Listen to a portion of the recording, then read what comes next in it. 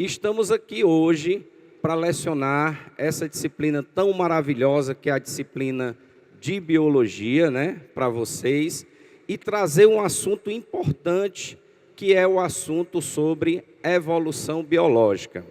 Eu estava dando uma olhada com os outros professores que já participaram aqui do Academia Enem e vi que alguns assuntos já foram explorados, como é o caso, por exemplo, de ecologia, como é o caso, por exemplo, de genética, que são assuntos realmente extremamente abordados no Enem, ok? Então, hoje a gente vai também trabalhar um assunto muito importante, que é a evolução biológica. Além de professor de biologia, eu também sou médico veterinário, formado pela UES, e atualmente estou apenas como professor, exercendo essa profissão tão bonita, tão maravilhosa, que é lecionar, ok? Então, vamos lá. Como foi que eu fiz? Hoje, a gente vai ver um pouquinho de teoria e vai passar para os exercícios, perfeito? Então, vamos lá.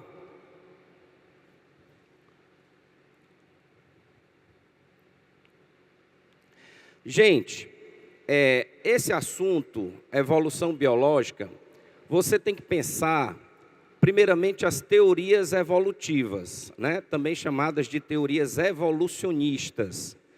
Existem 3 teorias. Você tem o lamarckismo, você tem o darwinismo e também a teoria sintética ou moderna da evolução, conhecida também como neodarwinismo. Atualmente, nós estamos nessa 3ª teoria, que é a teoria sintético-moderna da evolução. Mas, começando aqui, pessoal, com a primeira teoria, que é o lamarckismo, eu coloquei algumas características importantes que vocês necessitam saber. Por exemplo, o grande cara do lamarckismo, obviamente, é ele, né? Jean-Baptiste, o Cavaleiro de Lamarck. Esse indivíduo, lá no início do século XIX, ele teve uma importância grande, por quê? Porque foi a primeira teoria evolutiva. Ele havia lido um cara chamado Conde de Buffon e fez a primeira teoria evolutiva, contrariando 2 ideias que eram muito presentes naquela época, que eram o fixismo e o criacionismo. Professor, o que é que vem a ser o fixismo e o criacionismo? O que é que o fixismo e o criacionismo entendem? Que as espécies eram fixas. E nós sabemos que as espécies não são fixas. Elas mudam com o passar dos tempos. Então, o fato de você entender que a espécie muda com o passar do tempo, nós entendemos que isso é evolução, a transformação das espécies com o passar dos tempos. Então, qual a importância do lamarckismo para a evolução? Primeira teoria evolutiva. E por ser a primeira teoria evolutiva, contrariando verdadeiramente o fixismo e o criacionismo.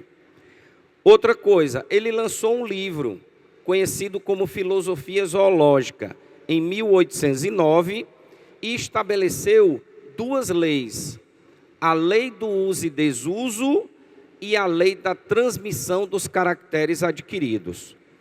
Professor, essa primeira lei, uso e desuso, ela está correta, ela está errada?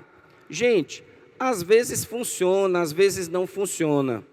Para músculos funciona, né? Se você usa, hipertrofia. Se você não usa, atrofia. Mas para a maioria das coisas, essa lei não funciona. Agora, a lei da transmissão dos caracteres adquiridos, pessoal, ela está totalmente errada. Uma característica que você adquire pós-nascimento, ela não passa para a descendência. Eu vou te dar um exemplo bem assim cruel para você entender logo. Imagina que o professor Dênio, por exemplo, ele todo final de semana está indo à praia e fica muito bronzeado. Aí vamos supor que futuramente eu vou ter uma criança. Essa criança já vai nascer bronzeada, pessoal? Não. A característica que você adquire pós-nascimento não passa para a descendência. Perfeito? Aí você diz assim, professor, e teve algum cientista que contestou o Lamarck? Teve. Nós tivemos um cientista conhecido como Weizmann. E o Weizmann, ele fez um experimento belíssimo. Qual foi, professor? Ele cortou as caudas, os rabos de ratos. E ao cortar as caudas de ratos, o que é que acontece? Ele conseguiu provar que os ratinhos que nasciam, descendentes daqueles que estiveram com as caudas cortadas, esses ratinhos nasciam com caudas. Então, característica adquirida, ela não passa para descendência. Mas, sem dúvida nenhuma, o cara que revolucionou a evolução foi Charles Robert Darwin, pessoal. Charles Darwin, vocês sabem perfeitamente da ideia de Darwin, que é a seleção natural, né? Ele viajou o mundo inteiro a bordo do navio Beagle, ok? E o Darwin, ele teve uma coisa muito interessante. Ele era o típico cientista, curioso, observador. Ele conhecia muita coisa de botânica, muita coisa de zoologia, muita coisa de paleontologia, que são os fósseis. E sem dúvida nenhuma, quando ele chegou no arquipélago de Galápagos, nas Ilhas Galápagos, que ficam a mais ou menos uns 900 quilômetros do Equador, ele estudou uma ave conhecida como tentilhão, e ele realmente viu do que aquilo que ele estava pensando era correto. Perfeito? Então, Darwin realmente revolucionou com a sua seleção natural, que diz que os mais aptos têm maiores chances de sobrevivência e reprodução. Nunca Darwin disse os mais fortes. Ele falava o quê? Os mais aptos, os mais bem adaptados. Só que ele conversava muito com outro cientista, Alfred Wallace. E o Wallace também compartilhava das mesmas ideias. Inclusive, o Wallace, ele lançou um livreto conhecido como ensaio, antes do Darwin. Mas, sem dúvida nenhuma, o livro do Darwin, A Origem das Espécies, em 1859, realmente estava mais completo. E, além de falar sobre seleção natural, ele também falou sobre ancestralidade comum. Basicamente, uma das primeiras árvores filogenéticas, sem dúvida nenhuma, veio de Charles Darwin. Então, essa ideia, seleção natural, é uma ideia correta. No entanto, chegaram para o Darwin e disseram assim: ei, Darwin, você consegue explicar a variabilidade das espécies? Só que naquele tempo, pessoal, lembremos que não havia genética, né? Quem é o cara que começou a genética? Gregor Mendel. E Gregor Mendel só lançou os seus escritos para a comunidade científica em 1865, 6 anos depois do livro do Darwin. E só foram entender o Mendel em 1900. Então, o Darwin não conseguia verdadeiramente explicar a variabilidade. Ele tinha muita noção, mas não conseguia explicar. Daí, então, veio uma terceira teoria, que agregou a ideia do Darwin, seleção natural, e associou a outros conhecimentos, sobretudo ligados à genética. E essa terceira teoria é a teoria sintética ou moderna da evolução. Essa teoria, também conhecida como neodarwinismo, ela é completa, pessoal. Pegou a seleção natural do Darwin e associou a outros conhecimentos, como é o caso, por exemplo, da mutação, a mudança no DNA, como é o caso, por exemplo, da recombinação gênica. O vestibular ele exige muito de você sobre isso, mutação e recombinação tem a ver com a variabilidade das espécies, coisa que o Darwin não soube explicar. Então, além da variabilidade, mutação e recombinação, e a ideia do Darwin de seleção natural, nós tivemos outros conhecimentos, como é o caso, por exemplo, da mudança na frequência dos genes, seja, por exemplo, através da deriva gênica. Então, tudo isso nós vamos discutir hoje, nós vamos debater com vocês, mostrando questões que já apareceram no Enem e outras questões para fazer a revisão sobre esse assunto. Até agora, pessoal, tudo bem? Tudo tranquilo com vocês? Beleza? Podemos continuar? Vamos lá. Uma outra coisa importante é a tal da especiação. Professor, o que é a especiação? É a formação de novas espécies. E a formação de novas espécies, ela é fundamental para a diversificação evolutiva. Você tem vários mecanismos de especiação.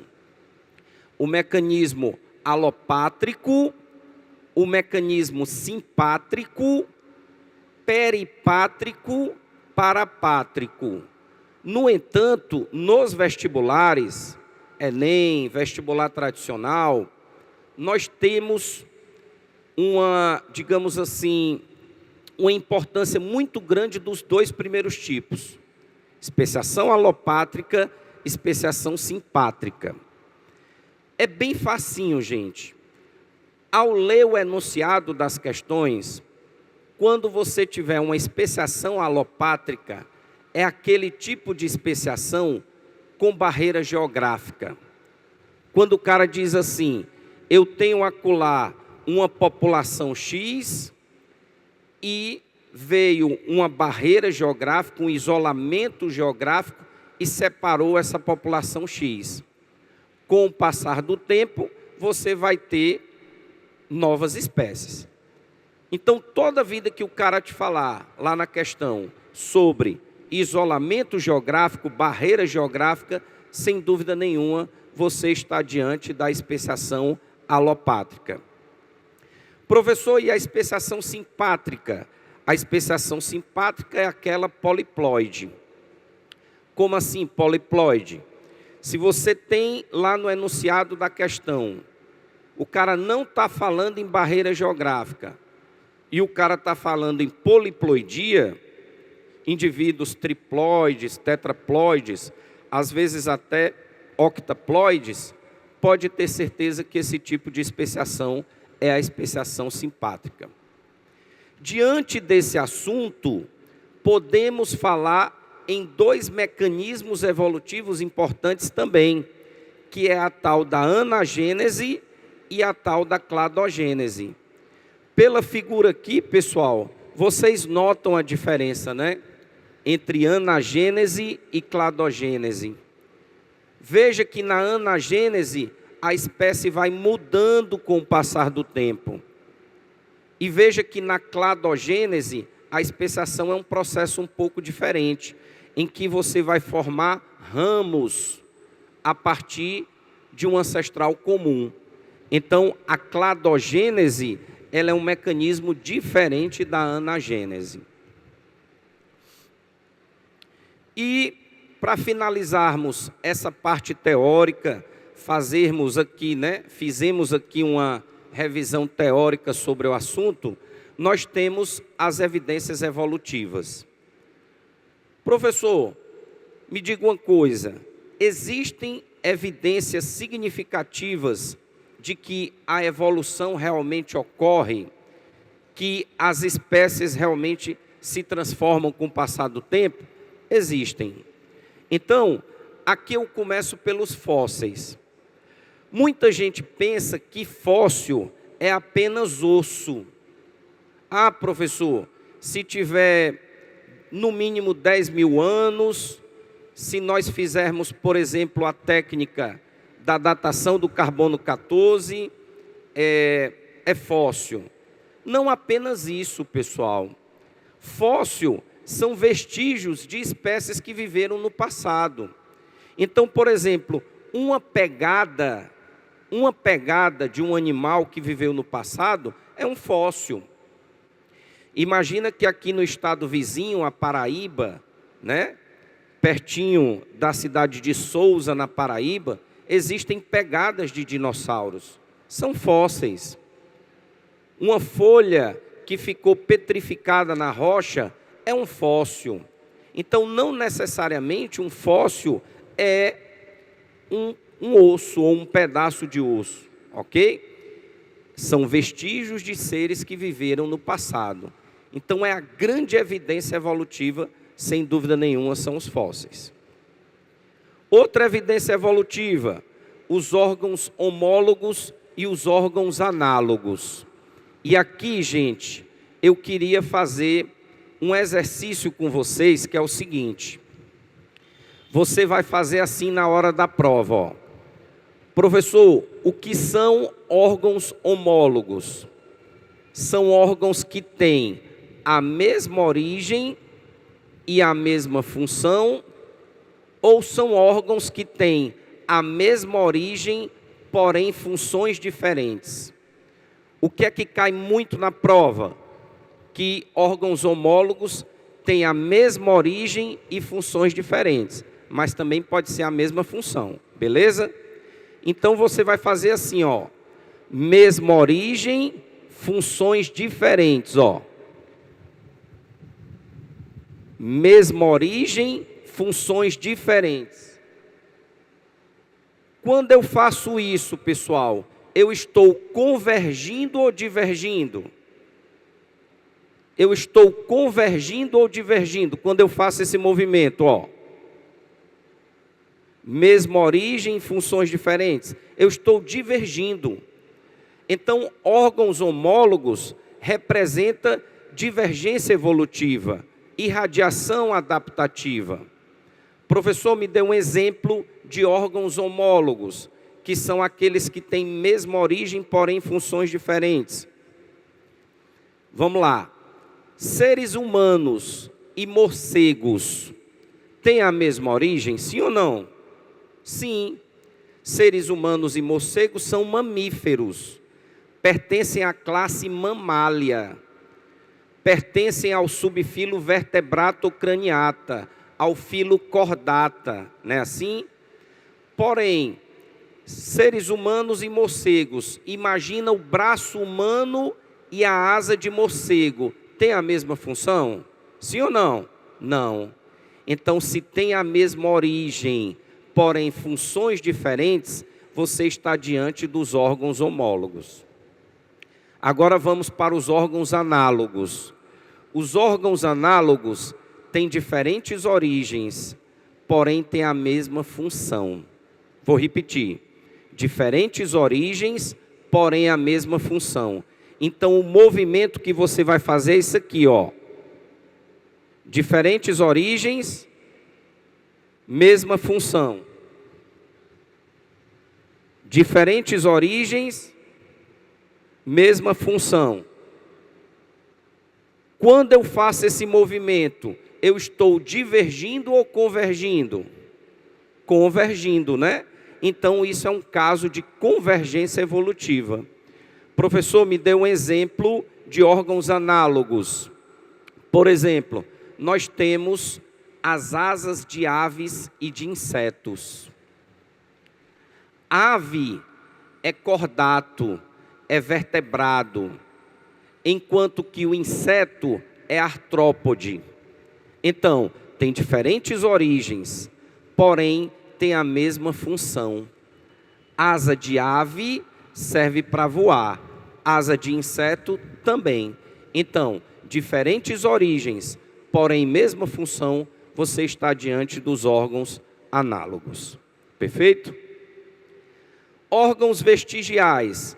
Os órgãos vestigiais, eles indicam ancestralidade comum e parentesco. Por exemplo, nós temos alguns órgãos vestigiais no nosso corpo. É o caso, por exemplo, do apêndice, é o caso, por exemplo, do cóccix, é o caso, por exemplo, dos últimos molares, que são os dentes do siso ou do juízo. são órgãos vestigiais. Vamos pegar, por exemplo, o apêndice.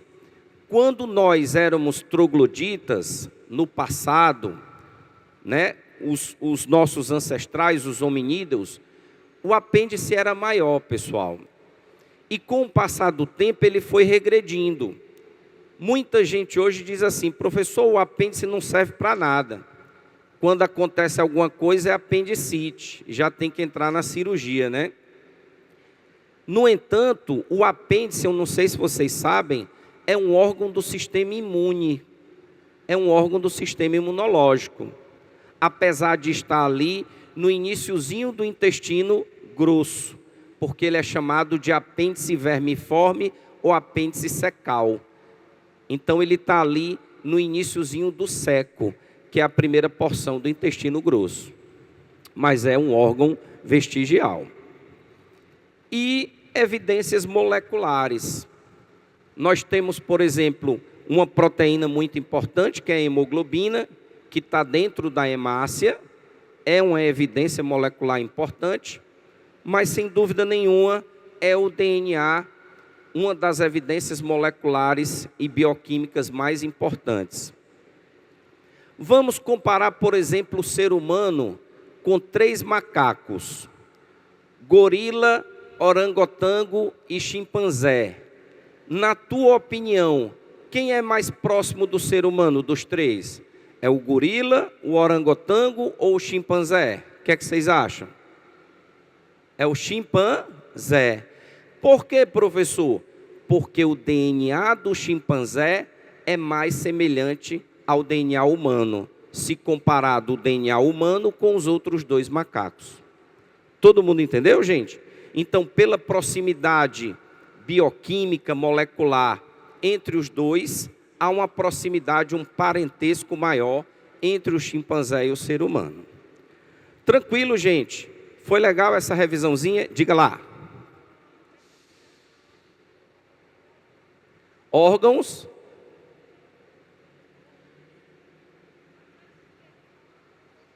Homólogos. Pronto, vou repetir. Órgãos homólogos são 2 situações, perfeito? Vamos lá. Mesma origem e mesma função. Então, quando você faz a comparação de 2 estruturas de mesma origem e mesma função, ou de mesma origem e funções diferentes. Então, quando é de mesma origem e funções diferentes, você faz esse movimento aqui, ó. Mesma origem, funções diferentes.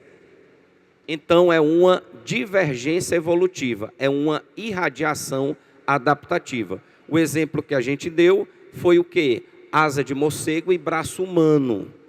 Por que asa de morcego e braço humano? Morcego e humano são mamíferos, correto? Mesma origem, porém funções diferentes. O braço humano não serve para voar, ok? Show? Então vamos aí para as questões, pessoal. Peguem aí, por gentileza, a nossa primeira questão do dia, que diz o seguinte, ó.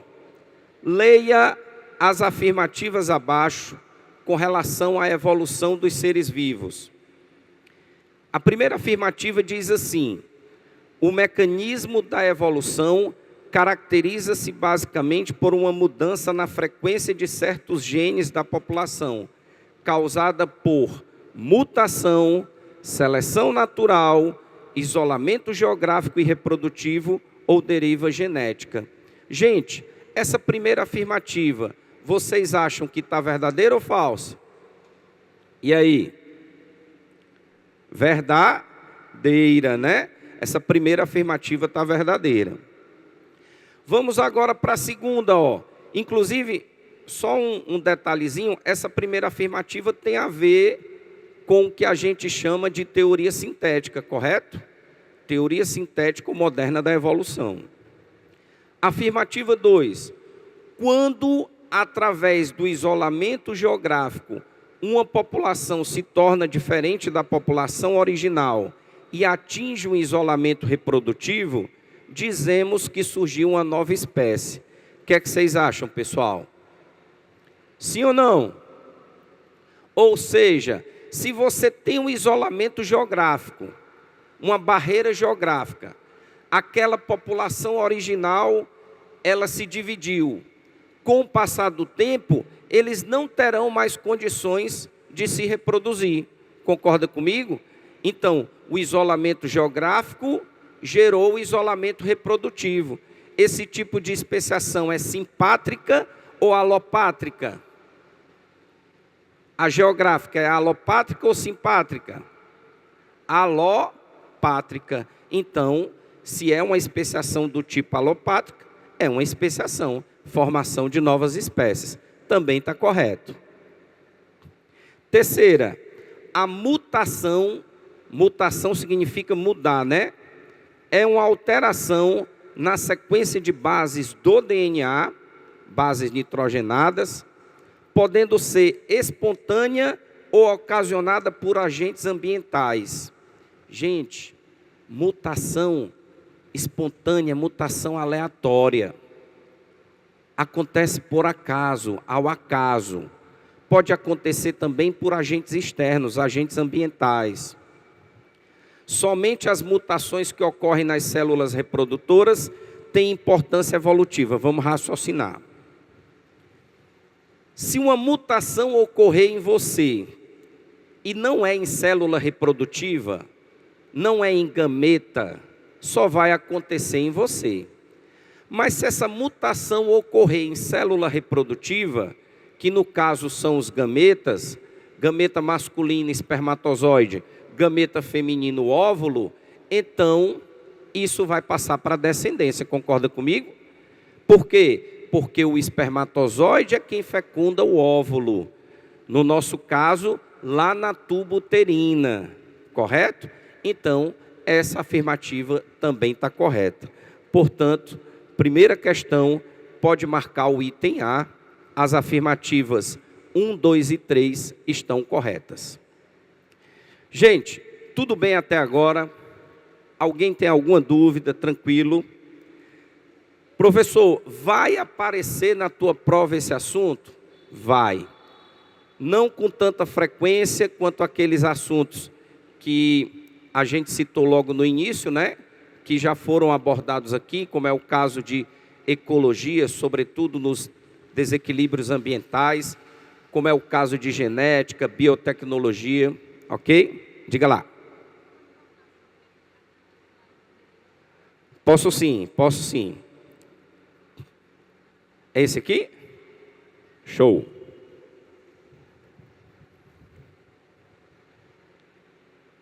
Show de bola. Pode? Valeu. Vamos para a segunda. Olha uma questãozinha do Enem 2024, gente. Olha aí o que o Enem exigiu de você, presta atenção. O Cerrado e a Amazônia abrigam um grande número de serpentes, popularmente conhecidas como cobras corais, ok?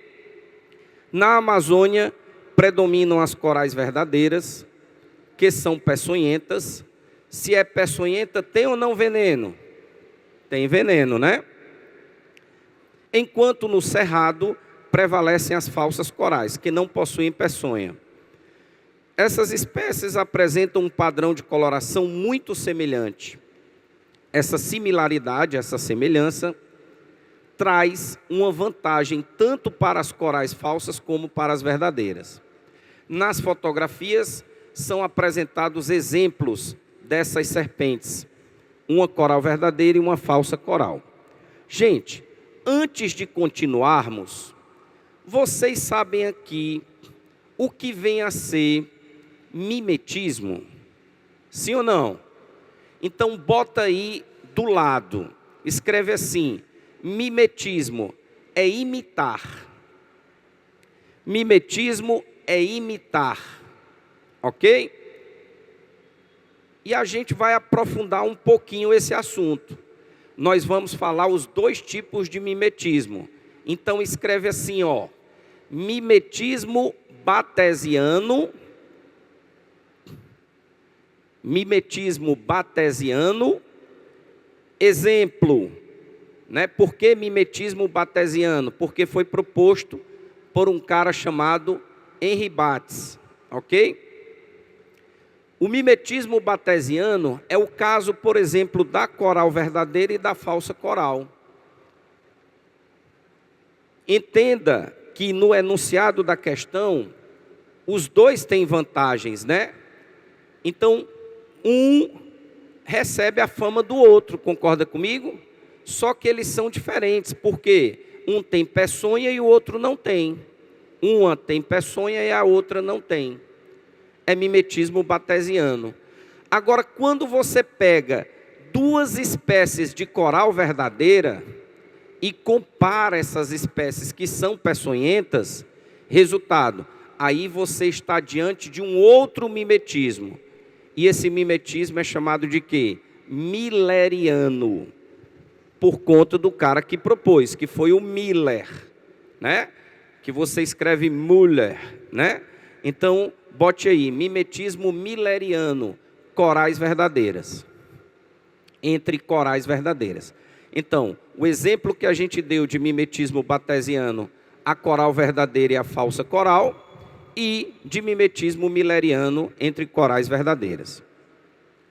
Só que a questão, vocês sabem que no Enem tem o texto, tem a pergunta comando e tem as opções, não é assim? Olha a pergunta comando. Qual a vantagem dessa similaridade para as falsas corais? Então, que vantagem as falsas corais possuem diante dessa semelhança com a coral verdadeira? Vocês marcariam o que nessa questão? Vamos lá. É C ou é D? D, muito bem.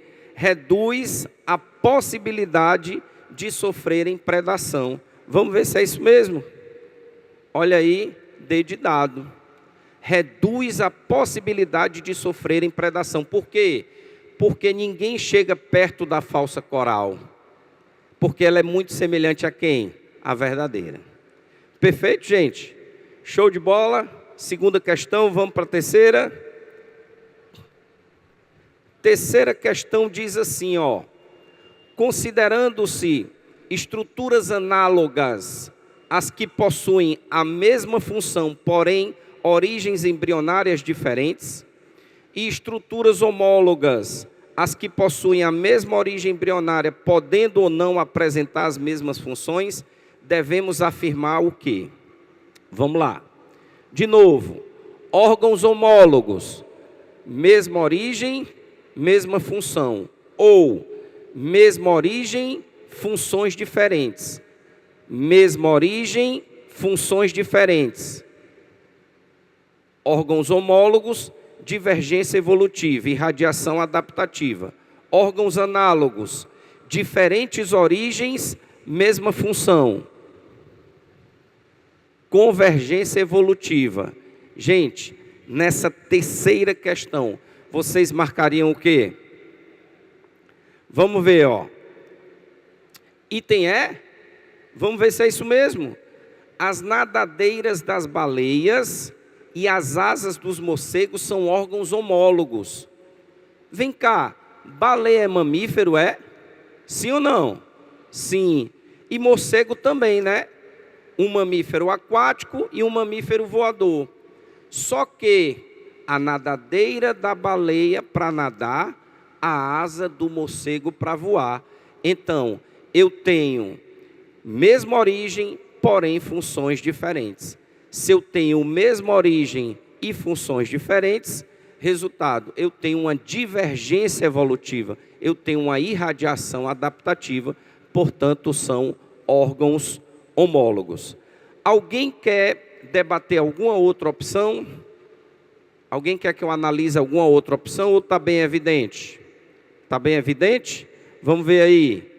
Opa, de fato é o item E.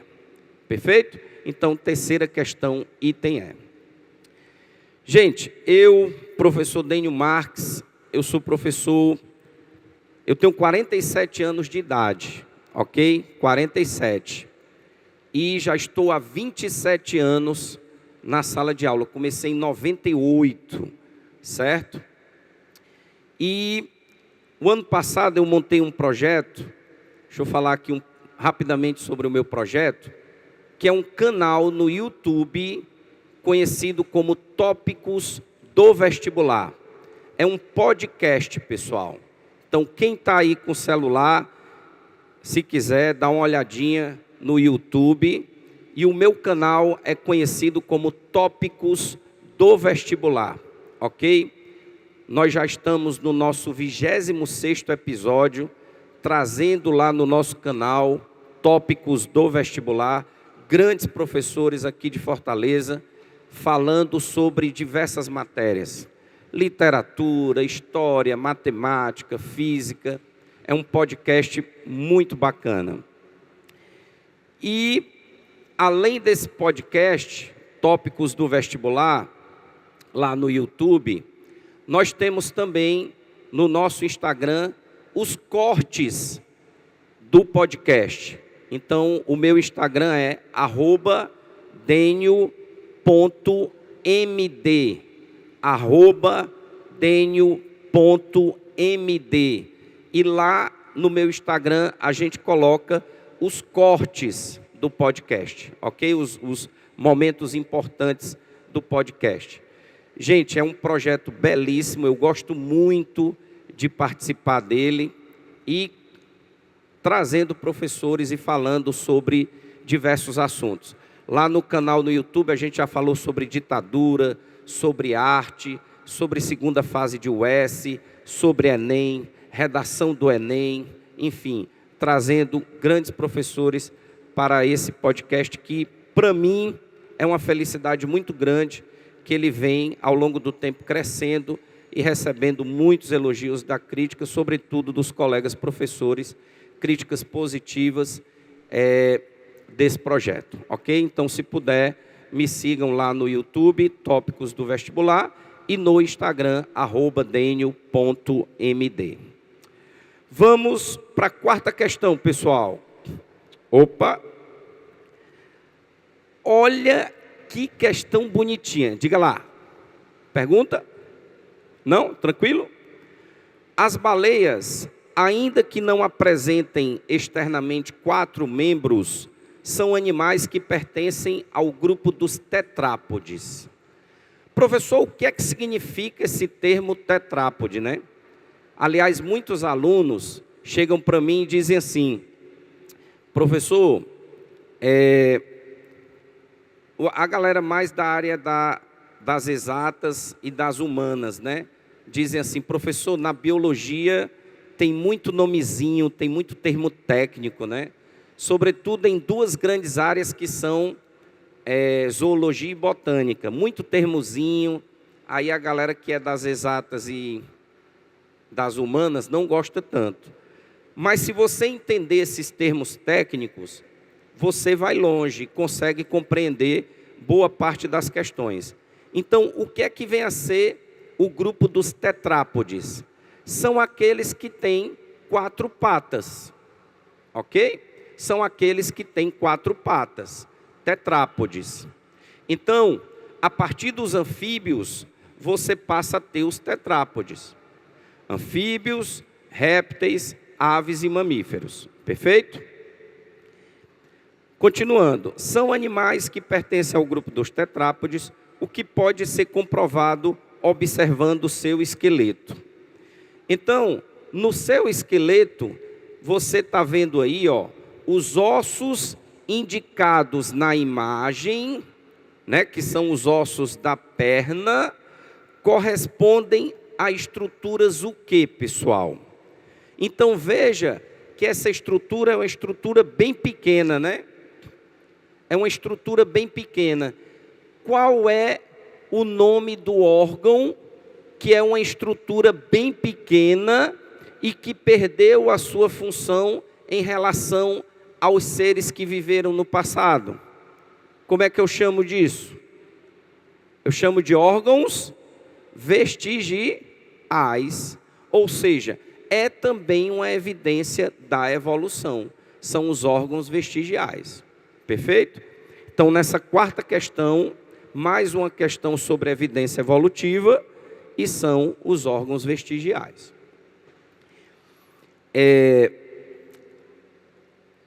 Alguém aqui lembra um pouquinho da história do Darwin? Alguém que já leu sobre o Darwin? Alguém lembra um pouquinho da história do Darwin?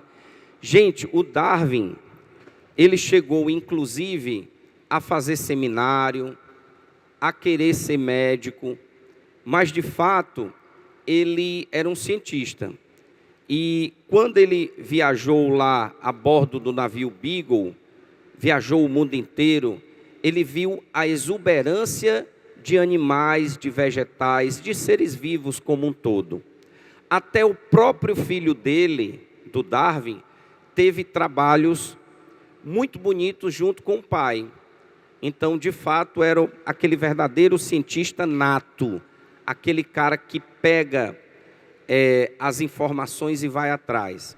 Então, de fato, sem dúvida nenhuma, a seleção natural foi um mecanismo, um movimento que ele viu, que foi mal interpretado, né, de propósito, por países europeus, para poder subjugar países africanos e asiáticos, né, ditando aquela ideia de que o mais forte sobrevive, ok? Que é totalmente errada. Nunca Darwin disse que o mais forte sobrevive, e sim os mais aptos têm maiores chances de sobrevivência e reprodução. Quinta questão, também do Enem, diz assim, olha essa questãozinha de 2022, pessoal, que fala assim: desde a proposição da teoria da seleção natural por Darwin, os seres vivos nunca mais foram olhados da mesma forma. No que diz respeito à reprodução de anfíbios, anuros. Gente, o que é um anfíbio anuro? Alguém lembra? O que é que significa an? Esse prefixo an? Alguém está lembrado? Não? An significa não, né? Uro significa cauda. Então, o anfíbio anuro é aquele quando adulto não tem cauda. Aí você diz assim: professor, mas o girino tem cauda. O girino tem cauda, correto. Só que o girino, ele vai crescendo e vai perdendo a cauda, né? Quando a gente estuda uma organela citoplasmática conhecida como lisossomos, a gente compreende como é que o girino perde a cauda com o passar do tempo. E o sapo, ele adulto já não tem mais cauda. Ele vai ser chamado, ele é do grupo dos anuros. Perfeito? Então, continuando, os cientistas já descreveram diferentes padrões reprodutivos, como os exemplificados a seguir. Espécie 1, as fêmeas produzem cerca de 5.000 gametas, que são fecundados na água, em lagoas temporárias, de estação chuvosa.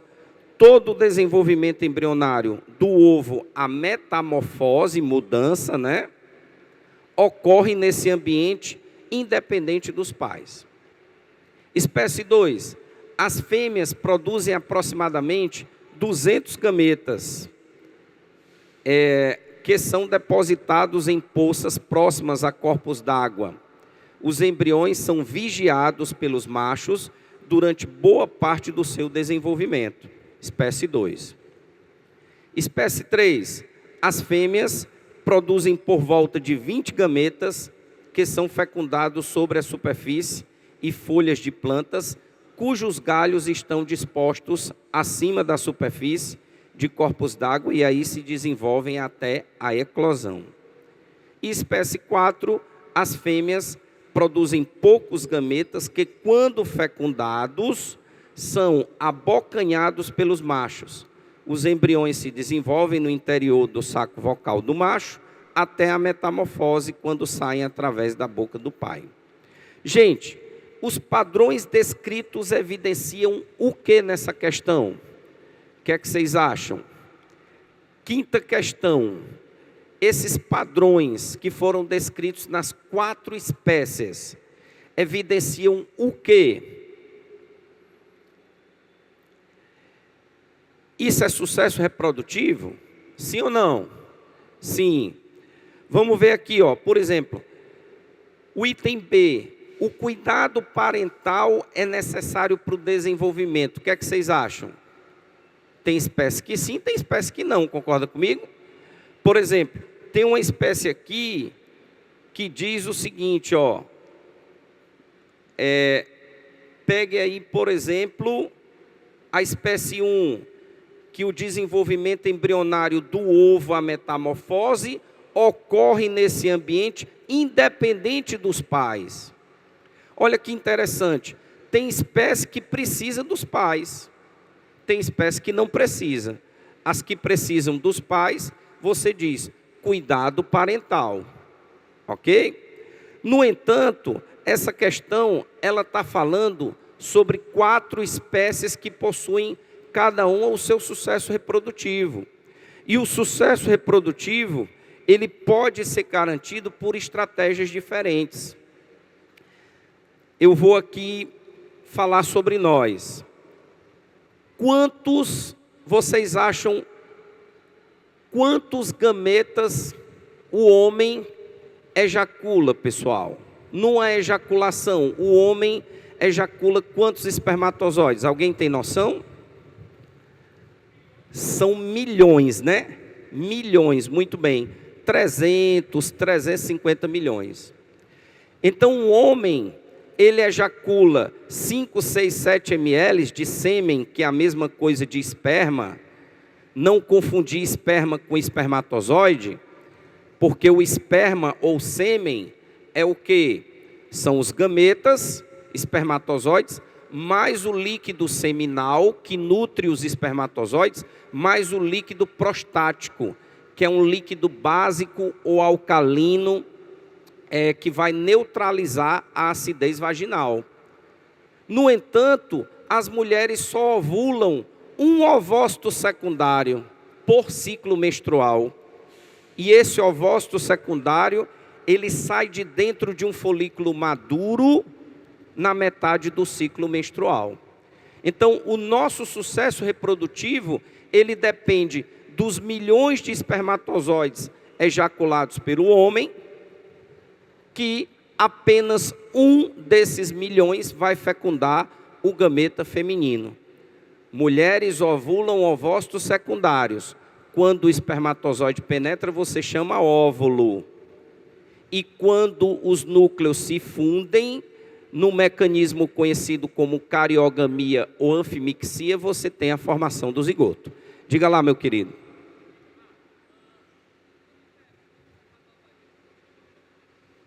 Como é? Sim, muito bem, muito boa pergunta sua. Quando a gente estuda ciclo menstrual, o tal do período fértil, para poder responder a tua pergunta, o tal do período fértil você conta assim, ó.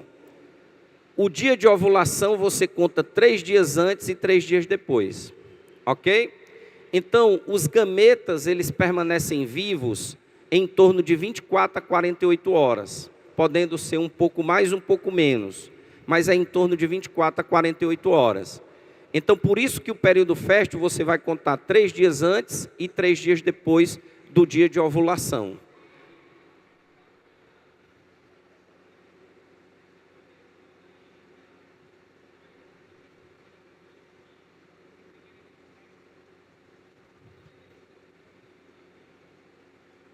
Sim, pois é. Quando há ejaculação, o que é que acontece? A acidez vaginal, ela vai matar alguns espermatozoides, apesar do líquido prostático, só que alguns vão subir e alguns poucos vão chegar lá na tuba uterina. Resultado, aí existe esse tempo, que é um tempo hábil para que ocorra a fecundação ou fertilização. Ok? Show de bola? Então, voltando aqui para a questão, gente, que foi explorada no Enem de 2022. Nós temos que opção? Opção D de dado, que a gente falou aqui sobre o sucesso reprodutivo. Só para fechar esse assunto, deixa eu te perguntar uma coisa. A diferença entre fecundação interna e fecundação externa. Fecundação interna, normalmente na fêmea, né? Fecundação externa no ambiente. Na tua opinião, precisa-se de mais gametas na fecundação interna ou na fecundação externa? Na externa. Ok?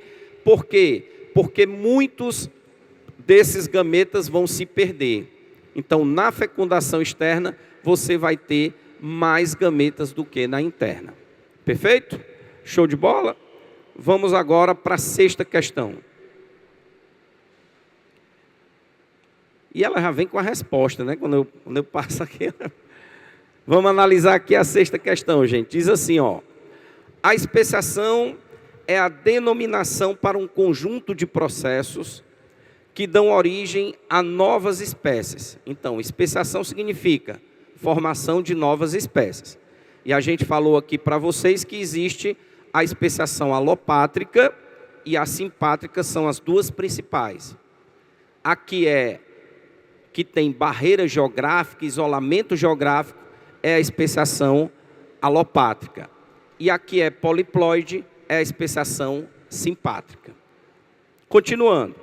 A especiação geralmente envolve o desenvolvimento de barreiras de isolamento reprodutivo que podem ser pré-zigóticas ou pós-zigóticas. Professor, que barreiras são essas? Vamos raciocinar. O que é uma barreira pré-zigótica? É uma barreira que é anterior à formação do zigoto. Ok? A barreira que é anterior à formação do zigoto é uma barreira pré-zigótica. E o que é uma barreira pós-zigótica? É aquela que ocorreu a formação do zigoto, mas houve um desenvolvimento posterior. Então, ela é chamada de barreira pós-zigótica. Então, pós-zigótica, bem diferente da pré-zigótica, né? São tipos de mecanismos de isolamento reprodutivos pós-zigóticos, ou seja, depois da formação do zigoto. Gente, deixa eu falar aqui num tipo de indivíduo que é formado a partir do cruzamento entre espécies diferentes. Por exemplo, quem é a senhora do jumentinho? É a jumentinha. Quem é a senhora do cavalinho? É a égua. Agora, se eu tenho jumento e égua, são espécies diferentes, concorda? Então eu vou ter a formação de quem? De um híbrido, né? Como é que se chama esse híbrido? É o burro, né? Burro ou burra, ok? Pode também o cavalo pegar a jumenta? Pode. Aí vai nascer o quê, professor? A gente também chama burro e burra, mas o termo técnico é bardoto. Bardoto, ok? Quer ver outra formação de híbrido? Vamos lá. Onde é que o leão vive? Os leões, eles vivem onde? Na savana africana, né? Vive na África. Enquanto que os tigres vivem onde? Na Ásia, né? Então, em cativeiro, em ambiente fechado, num zoológico especificamente, se eu tiver um tigre com uma leoa, pode formar um híbrido? Pode. Tigre em inglês, tiger. Lion em inglês, lion. Então eu tenho a formação do tigon. Ok? Agora vamos para o contrário. Leão com tigresa. Aí você vai ter o liger, que é o ligre, né? Perfeito? São híbridos também. Então, o que é o híbrido? O híbrido é a formação de um indivíduo que é resultado do cruzamento entre espécies o quê? diferentes. Perfeito? É o híbrido. Aí eu te pergunto, o híbrido, pessoal, ele é antes ou depois do zigoto? Claro que é depois. Então o híbrido é um mecanismo pós-zigótico. Agora, pode o burro pegar a burra e nascer o burrinho? Não. Porque normalmente os híbridos são o quê? Estéreis. São poucos os híbridos que são férteis.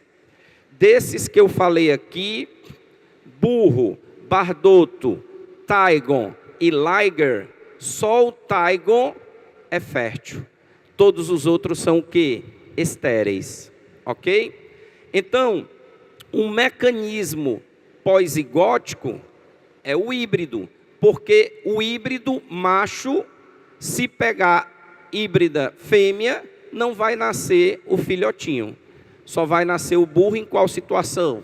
Jumento com égua, ou cavalo com jumento. Ok? Perfeito, pessoal? Então, nessa questão, ele quer um mecanismo de isolamento reprodutivo pós-zigótico. E esse mecanismo, no caso, é o quê? A inviabilidade do híbrido e a esterilidade dele.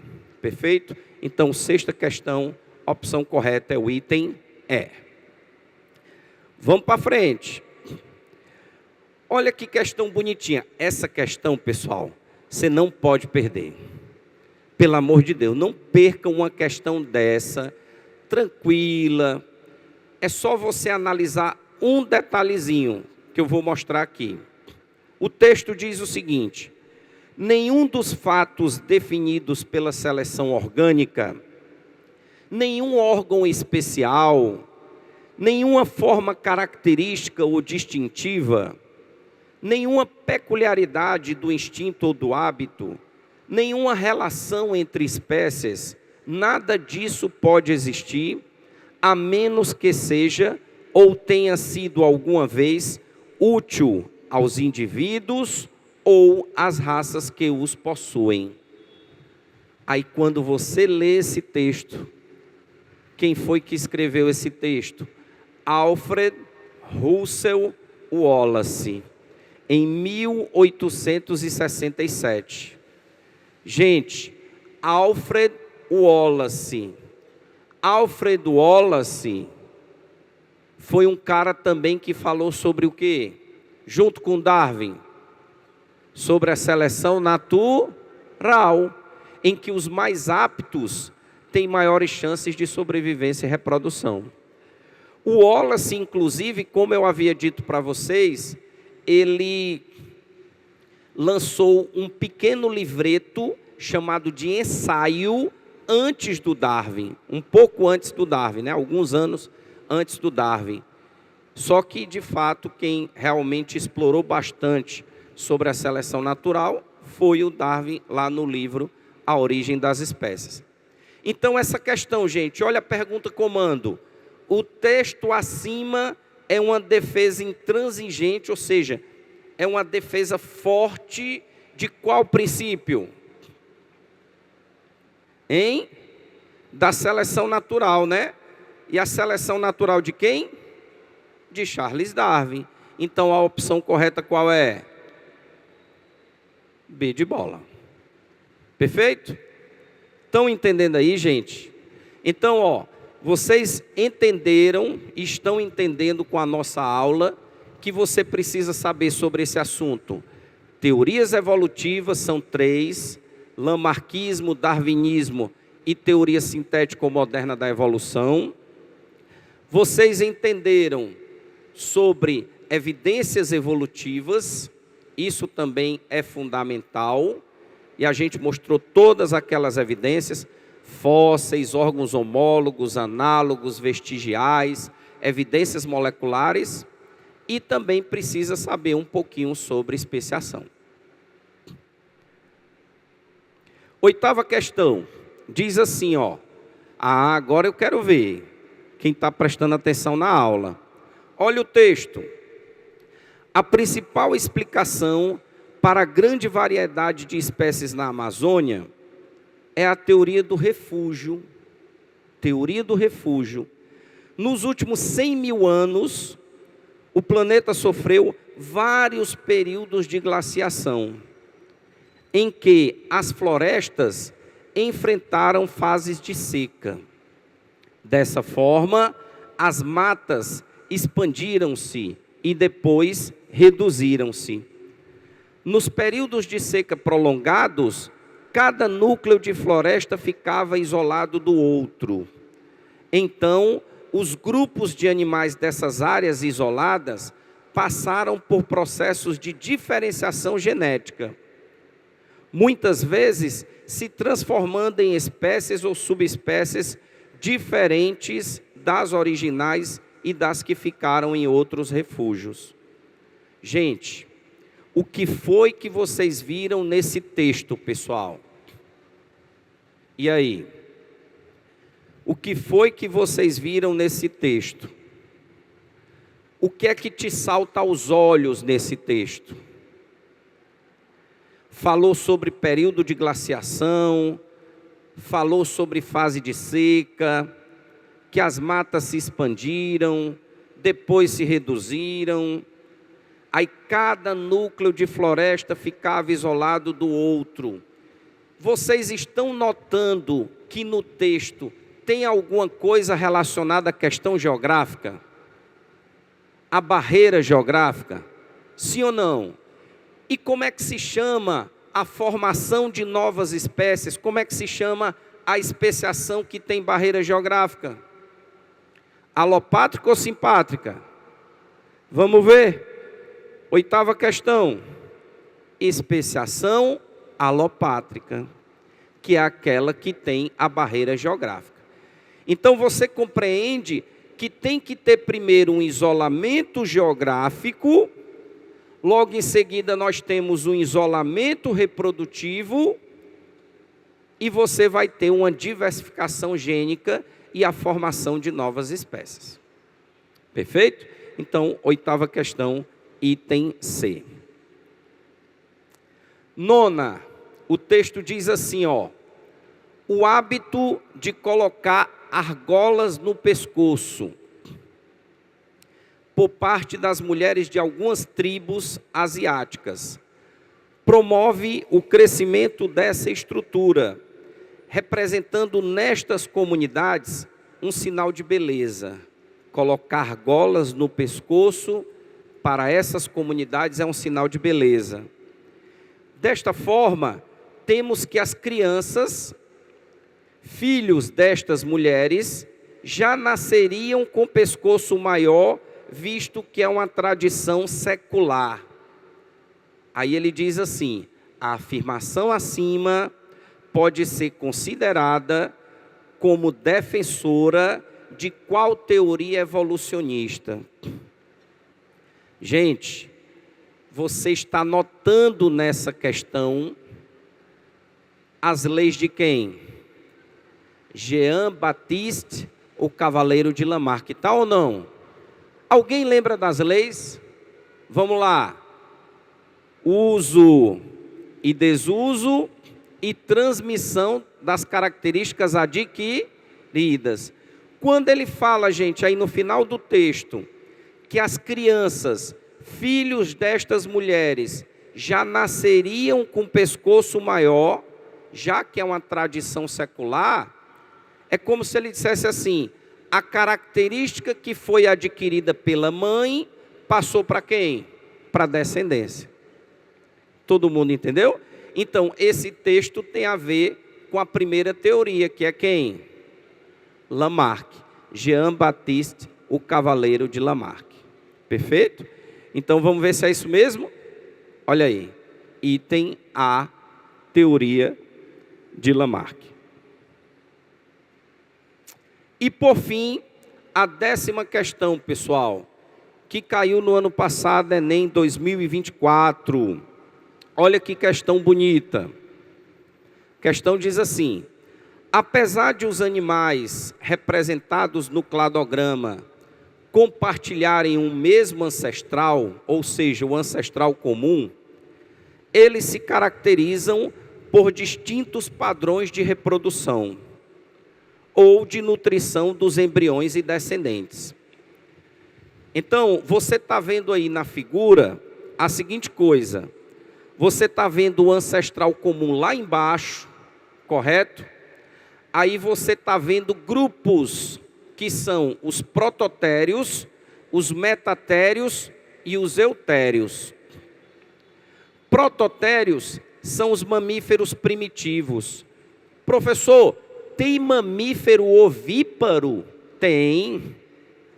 É esse grupo aí, ó. Monotremados, ornitorrinco, equidna. Professor, esse segundo grupo que veio dos térios, nós temos os metatérios. Os metatérios são os marsupiais, são aqueles que têm a bolsa aqui na frente, ó. Canguru, cuíca, gambá, coala. São aqueles que têm uma placenta primitiva, rudimentar, chamada de córeo vitelínica.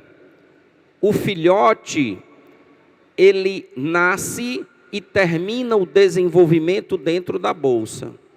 Perfeito? Então, nós temos os metatérios.